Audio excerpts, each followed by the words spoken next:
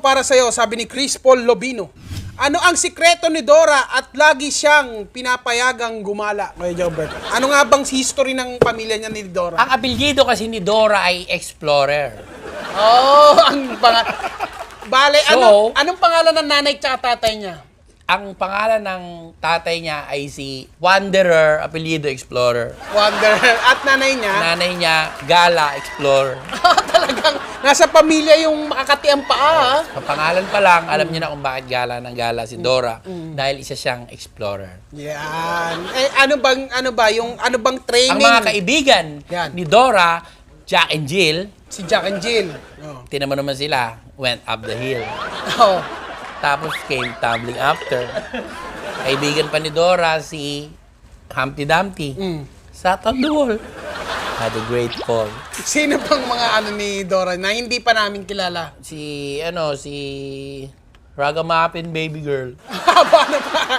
Ragamuffin baby girl. Ayun. Si Ragamuffin Baby Girl. Saan mo nahugot yun? Tsaka si Dura, pinsan niya. Si Dora at si Dura ay pinsan niya. Kaninong anak yun? Kay Dinzy.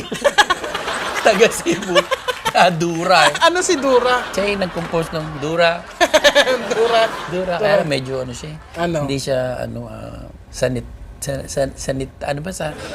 sanitary. Medyo siya. mahina siya. Dura siya ng Dura. Ito ba si Dora? San bang pinaka-favorite destination ni Dora? Ni Dora, the Explorer. Matambay sa mga ngangaan. Ngangaan? Yung tambayan ng mga ngaan? Dura ng Dura. Dura. Dora. Saan ba sila nakatira kay Jobert? Sila Dora.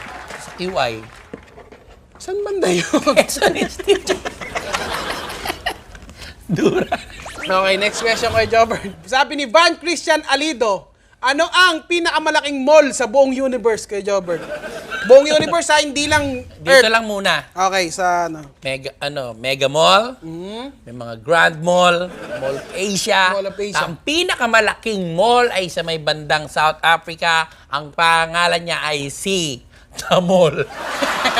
The mall. Andi 4 lang yun sa globe.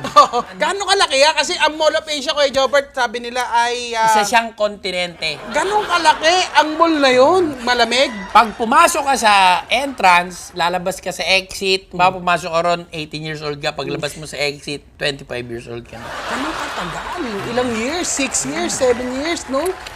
Yung kotse mo, bago mo malibot yun sa loob. Tsaka hindi naglalakad dun, ha? Hindi naglalakad, nakakotse ka sa loob. 5 full tank bago ko maikot yun. May gasolinahan nga sila. Meron na sa loob. Boss, pagas ka na! Oo. Kaabot doon. May ways na sarili. Anong mga mabibili dyan? Damit? Ano bang Wala kang kakaiba? damit. Rebulto lang nung may-ari. Yun lang. Nag-invest Pero mall na. siya. Mall siya. Mall siya. Hindi pwede shopping. Ang mga tinitinda doon, puro lang may mall sa dulo. Marmol. Oh, yan. Oh, sige. Ano pa? Alcomol. Yung alcohol, yung pinanggagamot sa sugat. Pinanggagamot sa sugat. Tsaka mga molecule. Oo. Basta may mall. Ang hirap mag-isip ng dulo, mall, no? Basta! Okay, Kuya Jobert. Katanungang Cynthia. Sabi ni Arturo Awet, totoo bang malunggay ang pinakamasustansyang gulay, Kuya Jobert? Sino nagtanong yan? Napakatalino niyan. Si Arturo Awet. Malunggay ang pinakamasustansyang gulay sa buong mundo. Sige, Kuya Jobert, bigyan mo kami ng patunay. Ang masustansyang bagay dito sa mundo, malunggay tsaka yung gatas ng ina. Oo, totoo yan.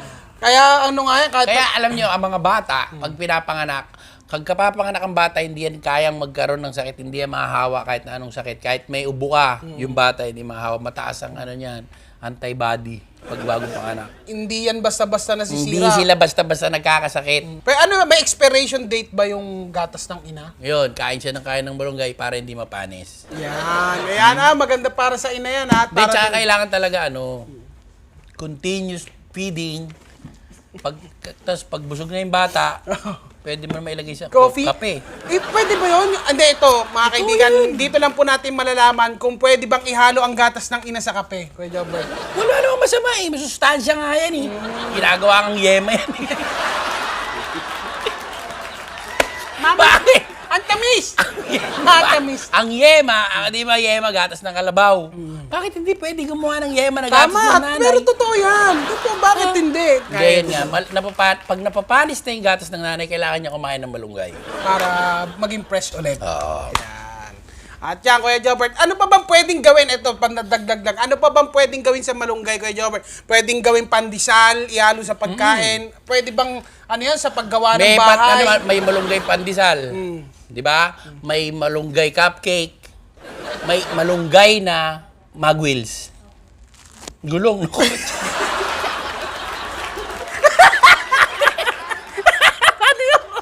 Paano yun? Iba yun. Paano yun? Natatawa ka. Paano nga? Paano nga nangyayari? Alam niyo ba na ang malunggay ay pangalawa sa hardest mineral? Ginagawang gulong yan. Yan, gusto ko makakita niyan. Lahat ng gulong ni Coco Martin sa mga SUV niya, gawa sa malunggay. Bulletproof ang malunggay. Bulletproof. Yung mga suot ng mga pulis na bulletproof, malunggay lang yun. Yung mga... Pare, meron tayo raid. Malunggay. Malunggay. Malunggay Ibig sabihin ni yakap ng malunggay ang bala, Kuya Jobert. Pagputok nun, gumagano lang yung malunggay. Oh. Helmet ng mga Marines. Malunggay yan. Malunggay din yan. Ano ba? Ang dami pa ng Ang pinakamakapangyarihan na bala ay gawa dito sa Pilipinas. Yung dulo ng bala ng M16, malunggay yan. Punta na tayo sa ating Alam mo yung bunga ng malunggay? Tama na.